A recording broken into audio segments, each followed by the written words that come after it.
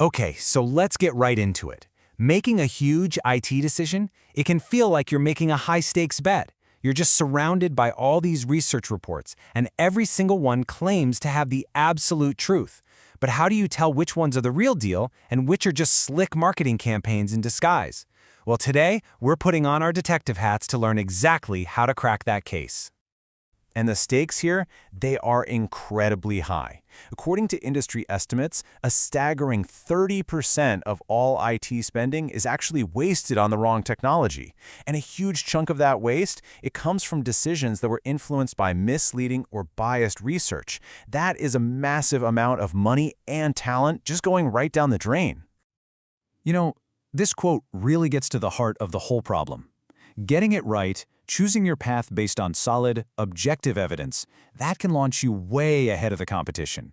But falling for a biased report? Yeah, that can lead to some seriously expensive mistakes. So this explainer is going to be your field guide to telling the difference. All right, every good detective knows the first rule of any investigation: you follow the money. So our first step is to figure out who paid for the research, and just as importantly, why. Understanding the motive is the first and honestly the most critical clue you can find to uncover potential bias. Before you even glance at the executive summary, you have to ask yourself this one fundamental question. What was the real purpose behind this report? The answer to that question tells you pretty much everything you need to know about the lens through which all the data is going to be presented. Let's be real, research like this is rarely done just for the fun of it. So what are the usual motives? Is the report designed specifically to promote a product? Or maybe it's meant to lobby for a certain industry standard?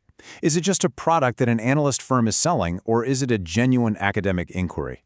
Each of these purposes brings its own unique set of potential biases to the table. And that's really the bottom line here. That financial relationship between the sponsor and the researcher creates a powerful incentive. Now, you don't have to assume the worst about everyone, but you absolutely have to understand the context that money creates before you can even begin to fairly interpret the findings. So how do you actually find this info? You look for the disclosure statement. But here's the thing, not all disclosures are created equal.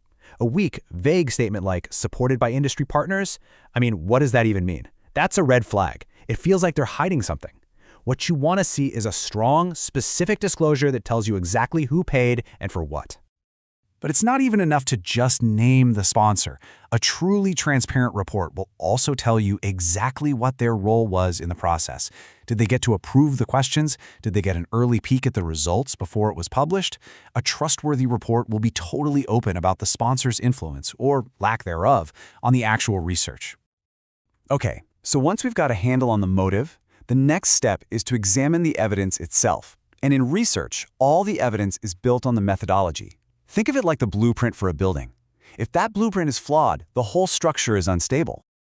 Here is a huge clue for your investigation.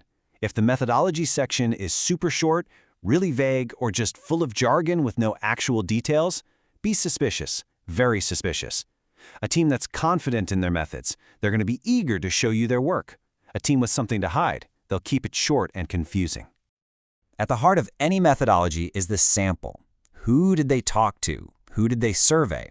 Sampling bias is what happens when the participants are chosen in a way that just happens to skew the results. And if your sample is biased, your findings aren't a reflection of reality, they're just a reflection of your flawed sample. And here are some of the usual suspects you'll find in IT research. Did they only interview the sponsor's happiest customers? That's a classic vendor customer bias. Did they only survey a product's biggest fans, the ones who volunteered? That's self-selection bias. You always have to ask, does this sample really represent the entire market, or just a hand-picked group that's likely to give the answers they wanted? All right, time for the final phase of our investigation. Because even with a halfway decent methodology, bias can still creep in through the back door. It hides in the language, in the tone, and in the way the data is presented. This is where the most subtle and, frankly, the most persuasive manipulation happens. It's so important to remember this. Outright lies, they're usually pretty easy to spot. The real danger is the report that looks credible on the surface, but subtly frames everything to lead you to one specific conclusion. It's the difference between a lie and let's call it a carefully crafted misleading truth. Let's just look at this side by side. It's night and day, right? The biased example on the left is just full of emotional, promotional language like revolutionary and dramatic. But the objective version on the right, it's neutral, it's specific, it gives you the facts, a 23% improvement in a specific test, and it lets you draw your own conclusions. So here's a quick checklist of what you're listening for. Does the report use a lot of emotional or promotional language? Does it make these big, sweeping, absolutist claims? And how does it treat competing ideas? If it just dismisses an ad of hand without a fair look, you're probably reading an ad, not a research report. And remember, bias isn't just in the words, it's baked into the structure. Does the report spend 10 pages talking about the benefits and then only a single sentence on the limitations? Are the charts designed to make tiny little differences look like giant chasms? And are all the really important caveats hidden away on page 42 in an appendix? These are all framing tricks designed to mislead you. Okay, we followed the money, we've scrutinized the methods, and we've learned how to spot the subtle clues. Now it's time to bring it all together and deliver the verdict. This is your final evaluation toolkit to systematically assess any report that comes across your desk. A really simple but powerful framework for this is the CRAPO tests. Yeah, I know, it's a funny name, but it is incredibly useful. It's a 6-part checklist. C is for currency. Is this info still timely? R is for relevance. Does it actually apply to your situation? A is for authority. Is the source credible? Another A for accuracy. Is it backed up by evidence? P for purpose, which we've talked a lot about. And finally, O for objectivity. Is the presentation balanced and fair? Asking these 6 questions makes sure you don't miss a thing. So let's do a lightning round summary of the major red flags we've uncovered.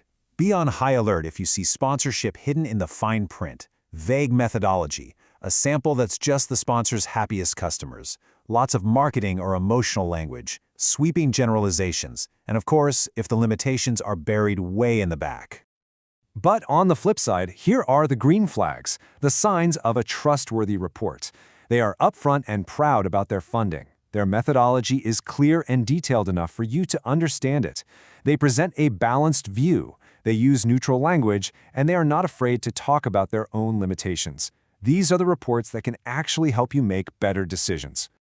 And that's really it. The big takeaway here is that you don't have to be a data scientist to spot a biased report. By following these steps, by really thinking like a detective, you now have the skills you need to separate the facts from the fiction and genuine insight from marketing influence. So I'll leave you with this one final thought. The next time a glossy report lands on your desk promising some revolutionary solution, just take a second. Pull out that detective toolkit we just built and ask yourself, what is this really? Is it a trusted guide to help me navigate the future, or is it just a very well-disguised ad? Now you know how to find the answer.